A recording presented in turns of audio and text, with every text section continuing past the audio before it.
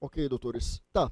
Só para a gente fechar a obediência hierárquica e deixar claro tudo isso, veja que não há que se confundir obediência hierárquica com o estrito cumprimento de um dever legal.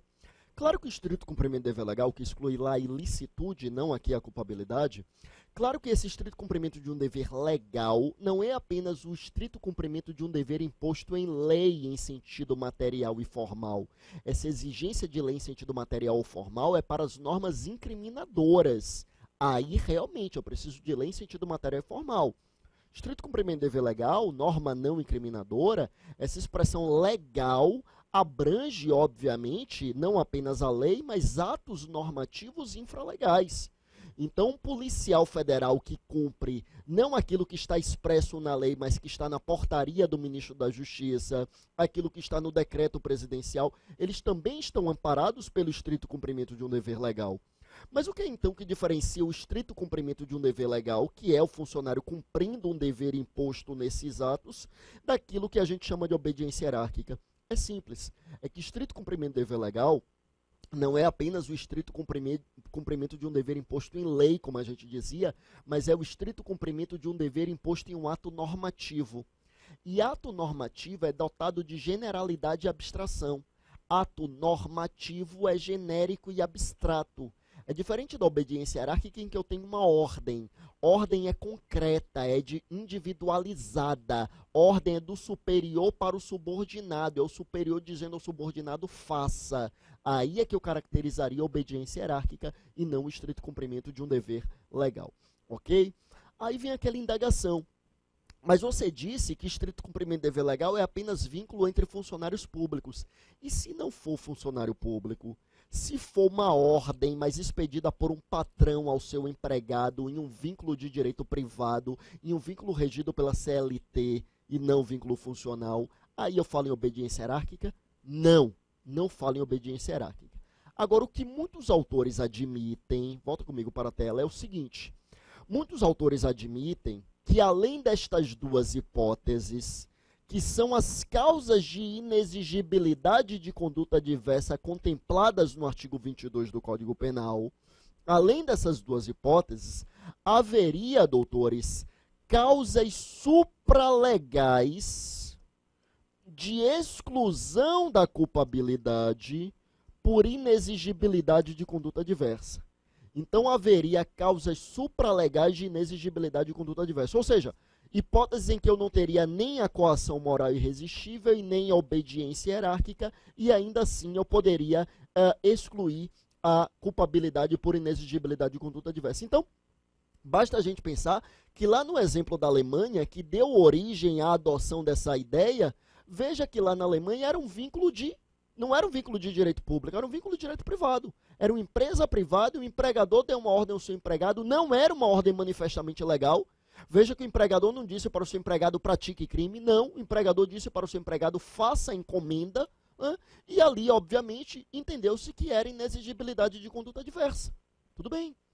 Eu sempre cito como exemplo, né, para, enfim, trazer um exemplo mais emblemático, caso concreto, caso real, e eu tomei conhecimento dele, né, na prática, foi uma desgraça, uma tragédia, um caso lamentável, mas antes de ingressar na Justiça Federal, eu fui juiz estadual por muito pouco tempo, né, fiquei na Justiça Estadual por apenas um ano, quando passei no concurso da Magistratura Federal, mas logo que eu cheguei na comarca, tinha acabado de acontecer uma tragédia. O caso foi o seguinte, e aí muito rapidamente, para que a gente não perca tempo, para a gente concluir aqui. Mas muito rapidamente, em apertada síntese, a história foi a seguinte. Era uma jovem senhora, né, que tinha duas filhas pequenas, tinha uma condição financeira muito precária e trabalhava como diarista, trabalhava como faxineira. Não tinha, as crianças não tinham pai, o pai tinha sumido no mundo, acredito. Né, mas morava ela e duas filhas menores, uma menina de 6 anos, outra menina de 4 anos. Ela precisava trabalhar como diarista para sustentar as crianças, não recebia nenhum benefício previdenciário, pensão alimentícia, Bolsa Família, nada. Toda a sua fonte de sustento era o dinheiro das suas faxinas, era o dinheiro com o qual ela alimentava as crianças. Ela não podia levar essas crianças consigo, o seu patrão já havia proibido, porque quando ela levava as crianças, ela mais tomava conta das crianças do que fazia o trabalho dela, então não podia levá-las. Não tinha pessoas de confiança com quem deixar as crianças, porque as poucas pessoas em que ela confiava eram pessoas que também trabalhavam nesse horário, então não podiam ficar com as crianças. Ela, obviamente, não tinha condições de pagar alguém para tomar conta das crianças, babá ou algo que o valha, não tinha a mínima condição. E o poder público, que deveria ofertar creches ou escolinhas, não ofertava, não tinha. Ela já havia revirado a cidade inteira, não tinha. Ela, obviamente, também não tinha condições de pagar a escolinha ou a creche das crianças, não tinha o que fazer. Não tinha o que ela fazia? Essa mãe trancava as crianças pelo lado de fora, primeiro para que elas não saíssem, porque afinal de contas eram crianças, e segundo, e mais importante, para que ninguém entrasse, sabe-se lá o que faria com essas pobres crianças, e ela adotava precauções básicas. Desligava o gás, retirava objetos pontiagudos do alcance das crianças, orientava as crianças a não irem para a cozinha, deixava comida e bebida à disposição delas, dizia para a mais velha, tome conta da sua irmã, e a mais velha era uma menina de 6 anos, e no mais, ela rezava e torcia para que tudo desse certo. E tudo deu certo durante um bom tempo, até que um dia, desgraçadamente, uma casa da vizinhança pegou fogo. Doutores, as residências não tinham sequer alvenaria. O fogo se espalhou rapidamente. Todos conseguiram fugir, menos as crianças, porque estavam trancadas pelo lado de fora. As crianças morreram queimadas. E o delegado de polícia instaurou um inquérito e indiciou essa mãe por homicídio doloso. Doloso! Entendeu que era homicídio porque a mãe era garantidora e, portanto, a omissão dela faria com que ela respondesse pelo resultado. Até aí tudo bem. Mas perceba que a figura do garantidor não afasta a necessária análise do elemento psíquico, se foi dolo ou se foi culpa. E, obviamente, não houve dolo da parte dessa mãe. Não houve dolo direto e não, isso não é dolo eventual. Ah, mas o código falou que assumiu risco. Ela assumiu risco quando... Não! Assumir risco com essa dicção que o código emprega significa ser indiferente para com o resultado. Como diz a doutrina, der no que der, eu não deixo de agir.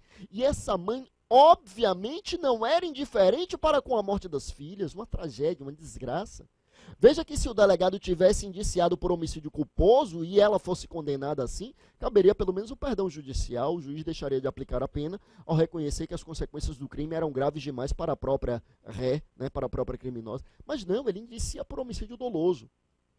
O promotor de justiça, a meu ver, acertadamente, ele pede o arquivamento do inquérito policial com base na ideia de inexigibilidade de conduta diversa. Certo, promotor de justiça, volta comigo para a tela. Veja que aí não é coação moral irresistível de jeito nenhum. Obviamente não existe obediência hierárquica, claro que não. Mas perceba que é uma situação em que ninguém poderia exigir dessa mãe uma outra conduta. Exigir o que dessa mãe? Que levasse as filhas consigo, perdesse o emprego, deixasse as filhas morrer à míngua? Que colocasse alguém para tomar conta das crianças que não fosse de confiança e provocasse uma tragédia? Deixar a porta aberta para que algum maníaco ingressasse sei lá, abusasse sexualmente dessas crianças e, quiçá, matasse as crianças? O que poderia fazer essa mãe o que poderia essa mãe fazer? Veja, porque para os pais e mães de classe média que podem sair para o seu trabalho e deixar os seus filhos com babá, ou até que não tem condições de pagar uma babá, mas que tem lá a sogra, a mãe, o pai para tomar conta da... É fácil falar. Mas se colocando no lugar dessa mulher, não havia o que fazer. É inexigibilidade de conduta diversa. É por isso, doutores, não são todos os autores que admitem a inexigibilidade de conduta diversa como causa supralegal. Há quem diga que inexigibilidade é apenas coação irresistível e obediência hierárquica, mas o entendimento majoritário é nesse sentido, que além da coação irresistível e obediência hierárquica, nós teríamos causas supralegais. Ok? Volta comigo para a tela. Com isto a gente fecha aqui, volta lá comigo, a gente fecha então a análise da exigibilidade de conduta diversa, esse segundo elemento da culpabilidade. A gente viu, pode ser afastada pela coação irresistível, pela obediência hierárquica e ainda por causas supralegais, de acordo com a doutrina majoritária. E a gente parte para a análise, doutores, então, da potencial consciência da ilicitude. Vamos lá? Vejam só. Potencial consciência da ilicitude. Vejam só. A ausência da consciência da ilicitude tem repercussão no direito penal e no processo penal. Veja que eu não falei ausência de potencial consciência, não. A mera ausência de consciência da ilicitude Perceba, eu sei que nós trabalhamos no direito como um todo com um dogma que está contemplado lá na Lei de Introdução às Normas do Direito Brasileiro, o dogma de acordo com o qual ninguém se excusa do cumprimento da lei invocando o desconhecimento. Então ninguém pode dizer não sabia. Essa é a maior falácia do nosso ordenamento jurídico, a presunção de que todo mundo conhece a lei quando ela é publicada. Mas é uma falácia necessária, né? Para que ninguém argumente que não conhecia a lei, mas enfim. Mas esse dogma no processo penal, ele é flexibilizado. Esse dogma no processo penal é flexibilizado. Por que eu digo que ele é flexibilizado? Porque, doutores, veja que a ausência de consciência da ilicitude, por si só, veja que eu não falei ausência de potencial consciência de ilicitude. Vê comigo aí na tela. Eu falei o seguinte, eu falei em ausência de consciência da ilicitude, ou seja, não sabia que era ilícito. Isso já tem repercussão no direito penal. Só que não exclui a culpabilidade. A ausência de consciência da ilicitude é uma atenuante, contemplada lá no artigo 65 do Código Penal. Cuidado, porque lá no artigo 65 está escrito assim, o desconhecimento da lei, não é o desconhecimento da lei, é o desconhecimento da ilicitude da conduta. A lei, desconhecer a lei é o quê? Nunca ter aberto o Código Penal? Não é isso. É o desconhecimento da ilicitude da conduta. Volta comigo para a tela. Desconhecimento da ilicitude, óbvio, é o que a gente escreveu aí, é a ausência da consciência da ilicitude. Só que a ausência da potencial consciência da ilicitude, aí, doutores, dá ensejo ao erro de proibição inevitável. Erro de proibição inevitável que excluirá a culpabilidade.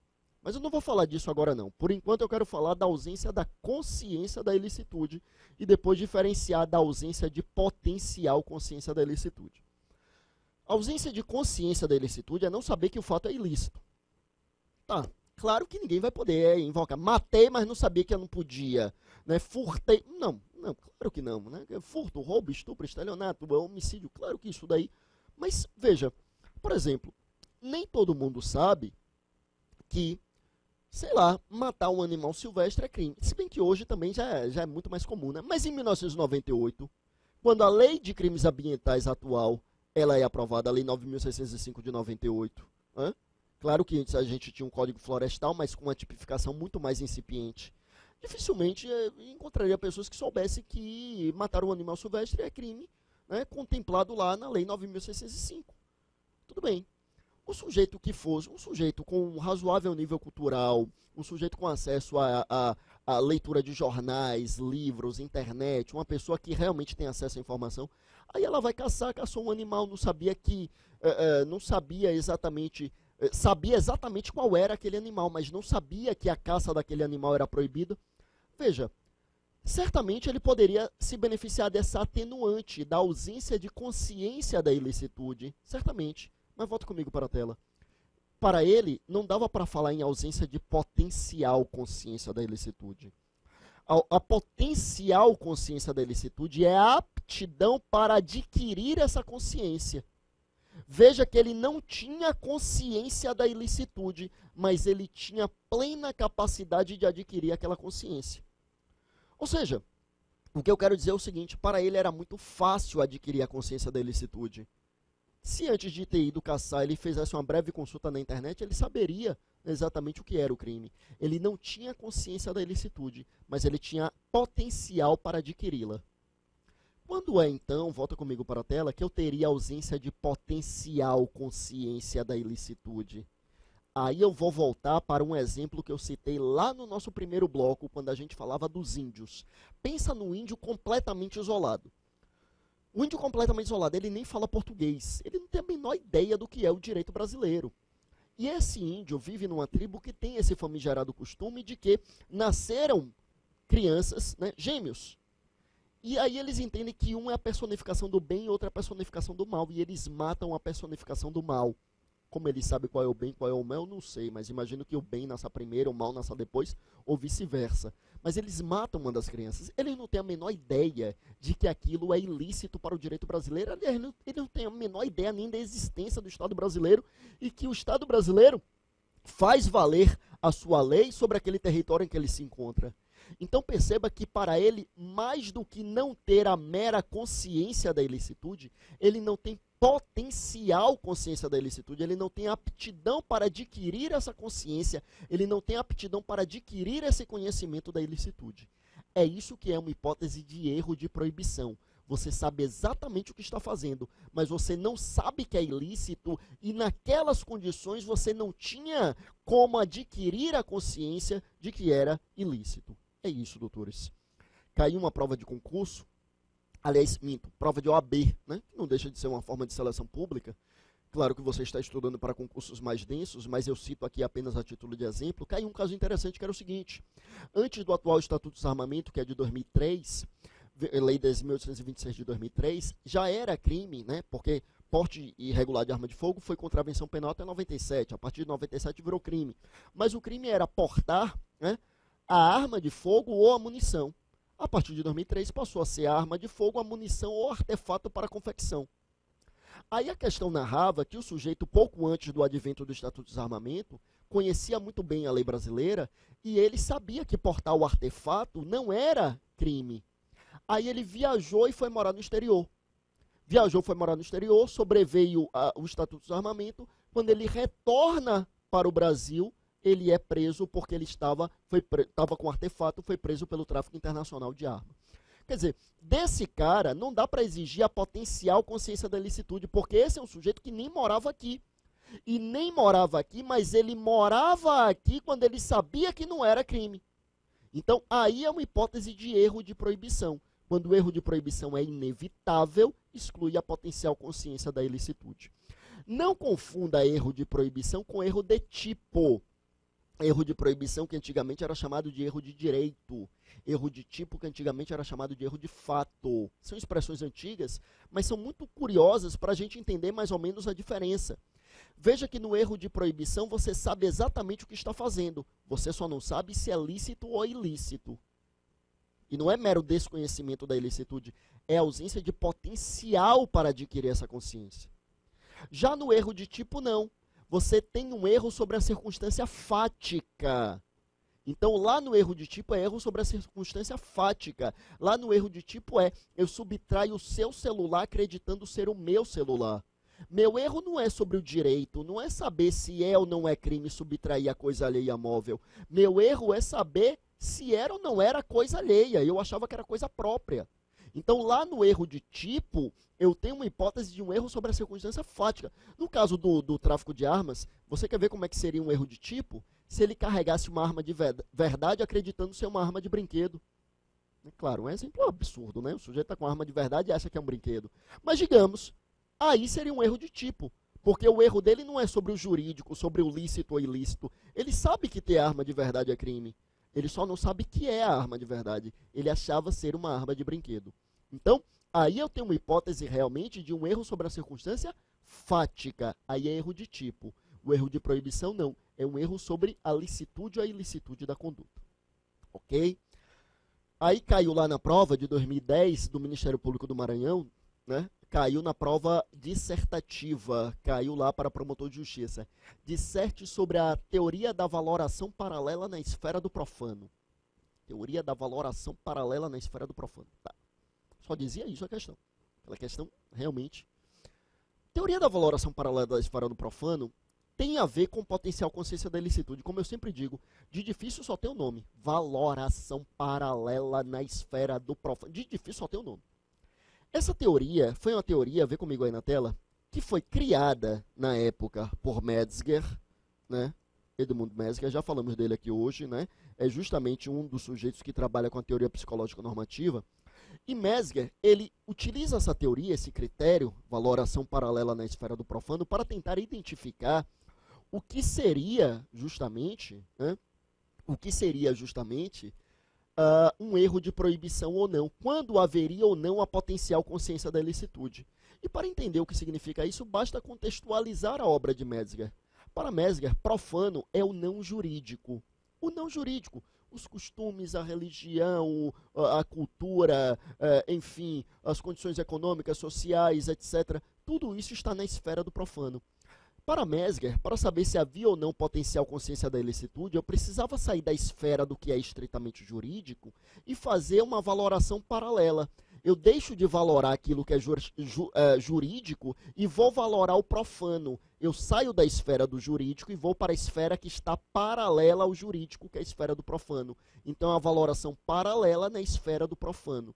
Então, na verdade, se a gente contextualizar aquele caso a que a gente se referiu, do sujeito lá, enfim, dos índios isolados, veja que nós fizemos valoração paralela na esfera do profano. Nós falamos aqui que são pessoas que nem falam português, que estão completamente isolados, que têm sua cultura própria, que tinham condições, enfim, adversas para, enfim, ter acesso àquela informação. Tudo isso é valoração paralela na esfera do profano. É a teoria de Metzger. Ok? Zaffaroni utiliza uma expressão bem interessante, justamente tratando desse caso dos índios isolados. Zaffaroni fala no erro, e é o erro de proibição, né? Erro culturalmente condicionado. Erro culturalmente condicionado. É um erro de proibição no qual você incorre por força da cultura na qual você sempre viveu. Então, erro culturalmente condicionado. É esse caso dos índios isolados. Na cultura deles, aquilo é absolutamente aceitável, aquilo é absolutamente palatável. Então, é um erro culturalmente condicionado. Ok? É isso, doutores. Tá, vê comigo aí na tela. Então, para a gente fechar, perceba que como hipótese de exclusão de culpabilidade, nós temos aqui a imputabilidade, só para resumo da ópera, imputabilidade que é excluída pela menoridade, pela doença mental ou, obviamente, pela embriaguez completa e fortuita. Embriaguez completa e fortuita. Nós teríamos a exigibilidade de conduta adversa, e aí já me permita abreviar, que seria excluída pela coação moral irresistível.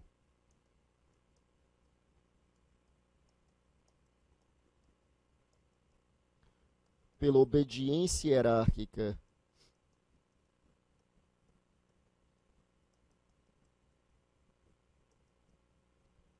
E, de acordo com a doutrina majoritária, também por causas supralegais.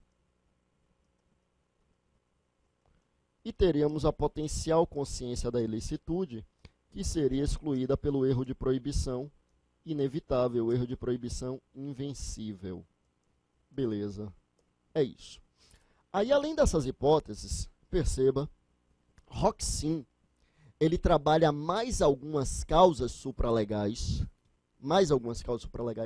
que nunca caíram em concurso, começaram a cair recentemente. Foi cobrada na prova do Ministério Público do Estado da Bahia, o último concurso, que foi em 2010, 2011, começou em 2010, terminou em 2011. Então caiu no concurso do Promotor de Justiça do Estado da Bahia e caiu no concurso do Promotor de Justiça de Minas Gerais, agora mais recentemente em 2013. Causas supralegais de exclusão de culpabilidade. Vai comigo para a tela? Causa supralegal de exclusão de culpabilidade, claro que a gente já tinha aqui na exigibilidade de conduta diversa. Já é causa supralegal de exclusão de culpabilidade. Mas haveria outras. Então, nós poderíamos ter aqui o fato da consciência, poderíamos ter aqui a desobediência civil, poderíamos ter aqui a colisão de deveres. O que é fato da consciência? Fato da consciência é uma espécie de escusa de consciência. Uma espécie de escusa de consciência. Mas não é apenas dizer eu me filio a determinado movimento, então não preciso cumprir a lei. Não. Fato da consciência, né, não está na lei, claro, isso é muito controvertido ainda no Brasil, pouquíssimos autores tratam disso, mas fato da consciência seria aquela situação em que o sujeito ele arvora para si aquela sua convicção política, filosófica, religiosa, como se fosse algo de suma importância, é a sua própria essência, é o seu próprio ser. Né? Então, é o sujeito sei lá, que professa determinada religião e por força de professar determinada religião, ele se recusa a praticar determinada conduta. É o sujeito que, por exemplo, e aí permita-me citar isso como exemplo, porque isso foi discutido em uma corte norte-americana, é o sujeito que professa a religião Rastafari. Sim, Rastafarianismo é uma religião, Rastafari não é cabelo, né? Rastafarianismo é uma religião muito pouco conhecida no Brasil, mas que utiliza maconha em rituais sagrados. Tá, todo mundo já para. Se for assim, então vou dizer que sou Rastafari. Não, não é assim. O sujeito realmente professava a religião, ele realmente precisava utilizar aquilo nos rituais sagrados. Aquilo seria considerado uma espécie de fato da consciência, uma causa supralegal de exclusão da culpabilidade. Uma outra hipótese, como a gente mencionou, é a colisão de deveres. É aquela hipótese em que o sujeito tem mais de um dever.